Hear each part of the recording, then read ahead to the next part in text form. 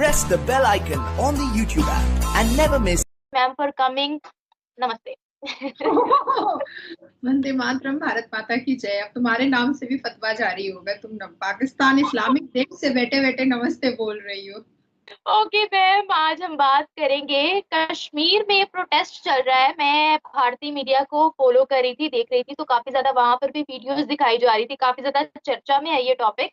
तो आपको क्या लगता है कि यहाँ हमारे कश्मीर के अंदर क्यों प्रोटेस्ट चल रहा है, क्या वजह है आपकी नजर में? और काफी बड़ा प्रोटेस्ट देखने को मिल रहा है, काफी ज्यादा वीडियोस वायरल हो रही हैं। निम्रा, मैं पहले कहना चाहूंगी, पाकिस्तान अब बनने निकला है कब्रिस्तान। पहले पाकिस्तान बना पगलिस्तान, फिर अब बनने के लिए दौड़ रहा है कब्रिस्तान। भीख का कटोरा पाकिस्तान की आवाम के हाथ में है ही है। सभी को जय हिंद दोस्तों, आप सभी का हार्दिक स्वागत है जय हिंद रिएक्शंस पे। तो आज हम आपके लिए एक स्पेशल और एक दमदार वीडियो लेकर आए हैं, जिसमें आप देखेंगे कि एक बार फिर पीओके यानी जिसको पाकिस्तान आज़ाद कश्मीर बोलता है और हम लोग जिसको पाकिस्तान ऑक्युपाइड कश्मीर बोलते हैं, वहां पे फिर एक बार पाकिस्तान और पाकिस्तानी आर्मी के खिलाफ नारे लगे हैं और भारत में शामिल होने की मांग उठ रही है और भारत और प्रधानमंत्री मोदी से वो मदद मांग रहे हैं। तो इसी मुद्दे पे आप देखेंगे भारतीय शेरनी और सुप्रीम कोर्ट की लॉयर नाजिया लाई खान जी का बड़ा ही बेबाक और दमदार इंटरव्यू। तो ये वीडियो बहुत ही जबरदस्त होगी, आपको बहुत कुछ जानने को मिलेगा और बहुत मजा आएगा। तो इसे अंत तक देखें और चैनल पे नए हैं तो चैनल को सब्सक्राइब कर दें, ताकि हम आपके लिए इसी लेटेस्ट और इंपॉर्टेंट वीडियोस लाते रहें। तो चलिए साथ मिलकर ये वीडियो देखते हैं। जय हिंद, जय भारत। और आप याद कीजिए कि डॉक्टर एस जयशंकर, अजित डोवल जी, राजनाथ सिंह जी और हमारे भारत के प्रधानमंत्री श्री नरेंद्र दामोदर दास मोदी जी, इन सब ने एक स्टेटमेंट दिया था कि पीओके से खुद आवाज आएगी कि हमें पाकिस्तान के आइडेंटिफिकेशन के साथ नहीं रहना है।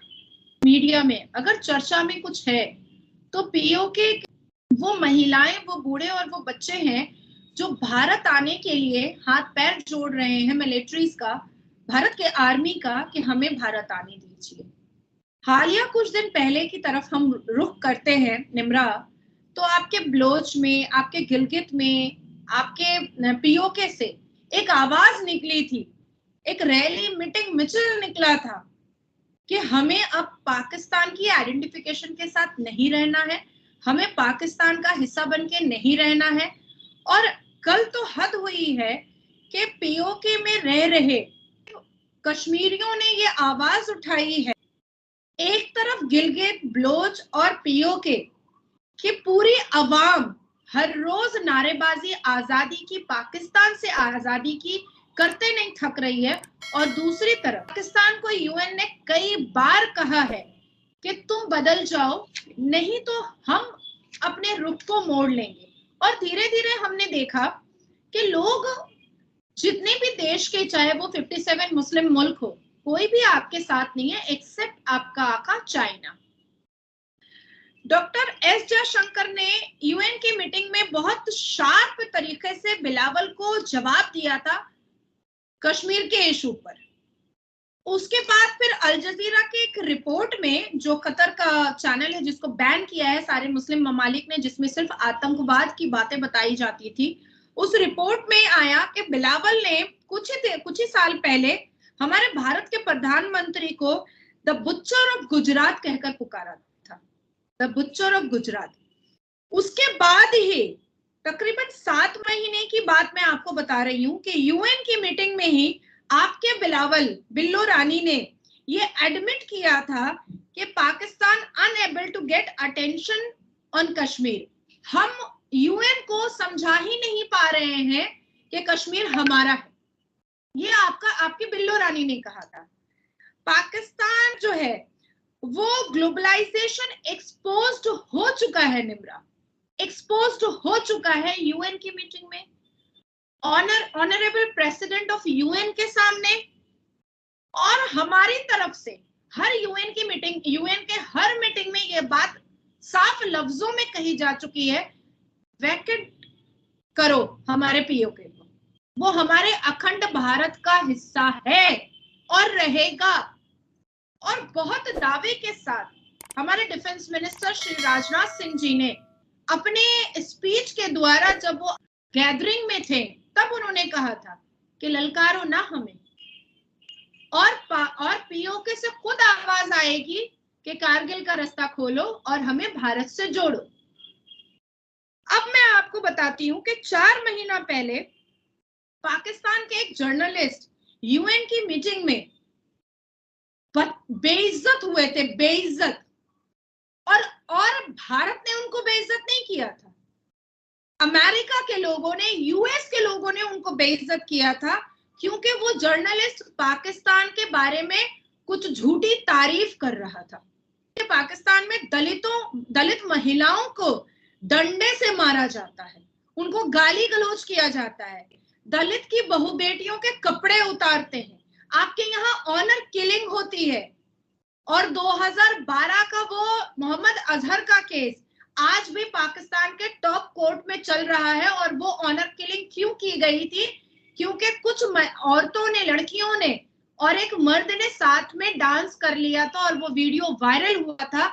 और पाकिस्तान के पहाड़ी इलाके में 4 लड़कियों का ऑनर किलिंग कर दिया गया था कि ये नाच गाने से सुन्नी मुसलमानों की इज्जत जो है वो मिट्टी में मिल गई। अपने हरकतों से, एक्टिविटी से ये बताने की हमेशा कोशिश की है कि हम शिया को नहीं मानेंगे, हम यहूदी को नहीं मानेंगे, हम बरेलवी को नहीं मानेंगे, हम अहमदिया को नहीं मानेंगे, हम वहाबी को नहीं मानेंगे, हम क्रिश्चियन को नहीं मानेंगे, हम देवबंदी को नहीं मानेंगे, हम हिंदू को नहीं मानेंगे। भाई आप होते कौन है और आप अपने आप को इस अथॉरिटी के पोजीशन में डालने वाले होते कौन है कि आप तय करेंगे कि इस धरती पर कौन रहेगा और कौन नहीं रहेगा? आपको ये अथॉरिटी किसने दी है? अगर कोई चिट्ठी आपके पास सुन्नी मुसलमानों के पास है तो वो चिट्ठी लेकर के आप प्रेस कॉन्फ्रेंस कीजिए, जरा हमें भी पता चले ऐसी कोई चिट्ठी आई है तो वो चिट्ठी मैं नाजिया इलाही खान जरूर देखना चाहती हूँ, जरूर देखना चाहती हूँ। अब मैं उन औरतों की बात भी जरूर निम्रा कहूंगी जो जिहादन औरतें, हिजाब में लाली पाउडर से भरी हुई, जो ये कह रही हैं भारत में या पाकिस्तान में तो कोई नहीं कह रहा है कि उन्होंने हमास या फलस्तीन जाना है, लेकिन हमारे भारत में कुछ हिजाब में 5 केजी मेकअप करके कुछ जिहादन औरतें ये नारा लगा रही हैं कि उनको हमास और गाजा जाना है। तो मैं तो आपके चैनल के माध्यम से ये कहना चाहूंगी कि भारत की ऐसी महिलाओं को पाकिस्तान अपने यहाँ जरूर वीजा दे और चिट्ठी भेज करके हमारे भारत के प्रधानमंत्री या अजित डोभाल जी से जरूर बात करे कि भारत के उन तमाम जिहादन को पहले पाकिस्तान बुलाया जाए और उसके बाद वहां से हमास जो है वो डिपोर्ट कर दिया जाए। क्या प्रॉब्लम है?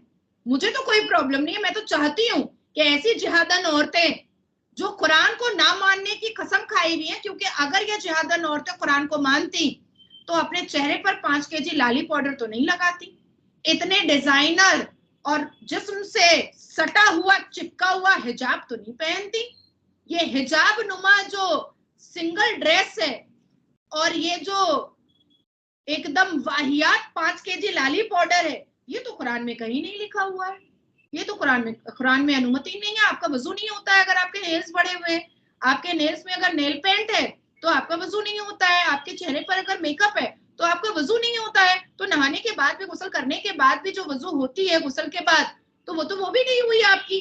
तो ये जो जिहादन औरतें हिजाब में क्या दिखाना चाह रही हैं, ये मुझे नहीं समझा पाएंगी, ये मुझे नहीं कन्विंस कर पाएंगी, क्योंकि हिजाब में जो वो अश्लीलता को प्रमोट कर रही है वो तो साफ नजर आ रहा है। वो तो मैं खुल करके बोलूंगी। तो हमने जो कश्मीर में इलीगली ऑक्यूपाई करके रखा है कश्मीर को, उस कश्मीर पे हमारा पूरा फोकस है, हम पूरी नजर रखे हुए हैं और इंशाअल्लाह वल रहमान और कश्मीर वापस लेंगे।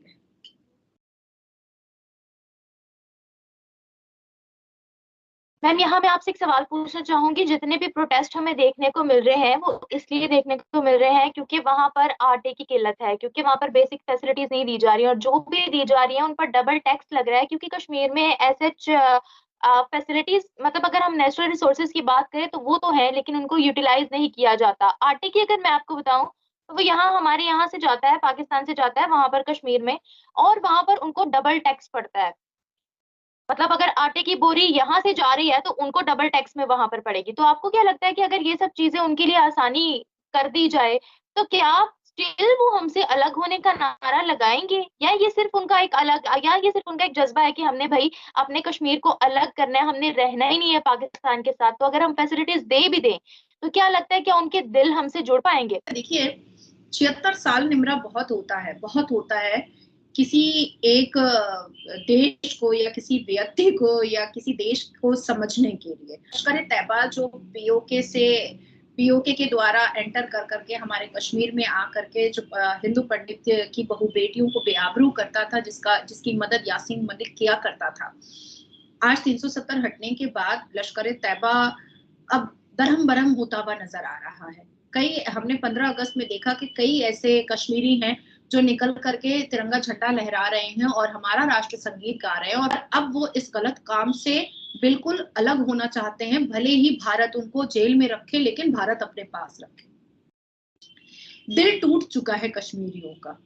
अब दिल के टुकड़े हो चुके हैं पीओके के लोगों के, बलोच के लोगों के, गिलगित के लोगों के।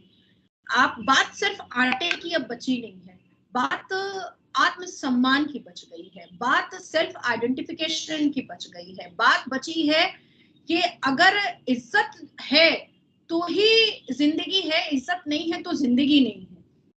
आपने पीओके में आपकी सरकार ने, चाहे वो बेनजीर भुट्टो की सरकार हो, चाहे वो नवाज शरीफ की सरकार हो, चाहे वो जरदारी की सरकार हो, चाहे वो इमरान खान की सरकार हो, सबने पीओके के लोगों को अपने अपने मुफाद के लिए इस्तेमाल किया है, पर उनके फलाह बहबूद के लिए, उनके इम्प्रूवमेंट के लिए कभी कोई काम नहीं किया है।